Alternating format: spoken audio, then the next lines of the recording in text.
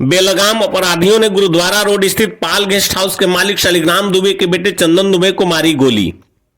रविवार की रात करीब 8:30 बजे गया के गुरुद्वारा रोड स्थित पाल गेस्ट हाउस के मालिक शालिग्राम दुबे के बेटे चंदन दुबे को गया डोभी रोड में बोधगया से गया लौटने के क्रम में मिलिट्री कैंप के गेट नंबर 3 के समीप करीब 4 की संख्या में रहे बाइक सवार अपराधियों ने जान मारने की नीयत से चलाई गोली। चंदन के अनुसार 2 गोली दाएं पैर के जांघ में जा लगी, जिसमें से एक गोली जांघ को चीरती हुई निकल गई जबकि दूसरी गोली जांघ में जा फंसी। गोली लगते ही चंदन गिरकर छटपटाने लगे। चंदन के गिरते ही अपराधी उनके करीब जा ही रहे थे कि दोनों तरफ से गाड़ी लगातार आने जाने लगी तो अपराधी छोड़कर वहां से फरार हो गए। घायल अवस्था में ही चंदन ने सबसे पहले वहां समीप में बस्ती पहाड़पुर के अपने मित्र नंदन को कॉल कर बुलाया।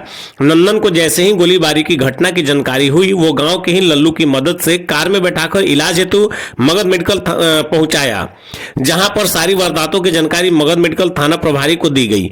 घटना की जानकारी के बाद मगध मेडिकल थाना की पुलिस पहुंच मामले की छानबीन में जुट गई। दरअसल मामला जमीनी विवाद का बताया जा रहा है। सन 1998 में दोमुहान के पास कोल्हरा मौजा में 1 एकड़ जमीन की चंदन के परिवार वालों ने खरीद की थी, जिस पर भूमाफियाओं की नजर गड़ी हुई थी। चंदन और उनके परिवार पर उस जमीन को बेचने या फिर 50 लाख रुपए रंगदानी देने का दबाव बनाया जा रहा था, लेकिन चंदन ने ऐसा नहीं होने दिया। मगध मेडिकल कॉलेज अस्पताल में भर्ती चंदन दुबे ने बताया कि कुछ लोग रंगदारी मांग रहे थे और नहीं देने पर जमीन को कब्जा करने की कोशिश कर रहे थे, जिसका उसके द्वारा विरोध किया गया था।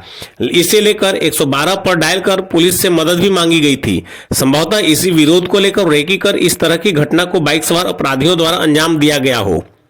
आगे चंदन ने बताया कि उसे जान से मारने की अपराधियों की मंशा थी, लेकिन संजोग से दोनों गोली जांघ में जा लगी। इसी मामले को लेकर मगध मेडिकल थानाध्यक्ष को जख्मी चंदन ने कुछ संदिग्ध के नाम भी बताए हैं, जिसमें रोशन यादव, आत्मा तिवारी, सुनील यादव इत्यादि का नाम शामिल है। कहाँ से आ रहे थे आप? हम अपनी जमीन पे से काम करवा के लौट रहे थे। उसमें मनोज यादव का बेटा है, स्वर्गीय मनोज यादव का बेटा है रोशन, उसके चाचा सुनील यादव, बाप का नाम तुलसी यादव, पहाड़पुर का लड़का है छोटू, उसके बाप का नाम मालूम नहीं, और एक उनके वेल विशर है कुल्हौरे के पंडित जी हैं आत्मा तिवारी उर्फ लाल, उनके बाबूजी का नाम विजय तिवारी। तो बराबर ट्रेटनिंग भी देता था ज़मीन से लेकर, तुम लोग का ज़मीन नहीं है, तुम लोग यहाँ क्यों आता है। और हम लोग जेसीबी लेके गए थे, जेसीबी ड्राइवर से ही मारपीट लोग किया। थाना पर जाके सोचे सूचना देने तो प्रभारी सब छुट्टी पर थी, कोई समझ में नहीं आया तो 112 को कॉल किए। 112 जाने के बाद सब लोग वहाँ से फरार हो गया। फिर शाम में लगता हमको रेकी करके गोली मारने का धमकी तो बहुत दिनों से दे रहा था, कल रेकी करके अपना काम है वो आपको गोली मारने की धमकी किसके द्वारा मिल रही थी? सब लोग वहाँ के लोकल लोग बोलता था कि बाबा तुम संभाल के रहिएगा, ये आपको कुछ न कुछ करेगा, क्षति पहुँचाने के इंतजाम में लगा हुआ। हमसे कभी नहीं सीधे में उसकी बात हुई थी। तो ये जो ज़मीन का मामला है क्या है, पूरा मामला बताइए। पूरा मामला है सर, उन लोग का जो है जिस लोग से वो एग्रीमेंट करवाए हैं मियाँ जी लोग से, उन लोग का अपर समहर्ता के कोर्ट से उन लोग का जमाबंदी रद्द हो चुका है। उसके बावजूद वो रोशन जो है, सुनील, आत्मा तिवारी, छोटू, इन लोग एग्रीमेंट करवाया है मियाँ जी लोग से कि हम लोग समझ लेंगे, पंडित को हम लोग भगा देंगे, ज़मीन पे नहीं चढ़ने देंगे। बस यही मामलात है, उन लोग का रद्द हो चुका है। अभी हम जिला पदाधिकारी के पास भी चिट्ठी लिख के दिए 8 अप्रैल को, उन्होंने एडीएम को भेजा है, एडीएम साहब भी इसमें रुचि ले रहे हैं। थाना पर भी आपने लिख करके दिया था? थाना पर तो सर वो जिलाधिकारी लिख के दिए हैं, वही इंडोर्स होके जाएगा, उसमें भी कुछ समय लगेगा, 3 से 4 दिन। बोधगया से आप कितने बजे लौट रहे थे? 8 बजे के बाद।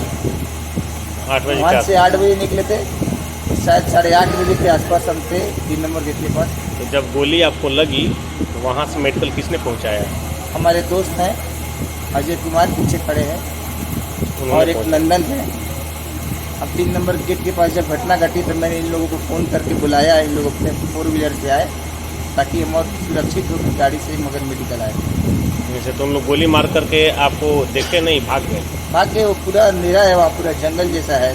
3 नंबर गेट के पास माहौल ऐसा है, OTA ट्रेनिंग सेंटर है, चारों तरफ पेड़ है, लाइट का कोई व्यवस्था नहीं है। आपको शक किस पर है कि वो गोली मार? चारों पर शक है, रोशन पर, सुनील पर, आत्मा तिवारी, छोटू पर। इन लोग था नहीं, इन लोग रेकी करवा के काम करवाया है। लौट रहे थे, उसी समय मिलिट्री कैंप के पास 3 नंबर गेट के पास इनके साथ बाइक से लौट रहे थे। 3 लोग इन लोग थे और कुछ बाइक थे, कुछ लोग थे जो इनको गोली मार के घायल कर दिए।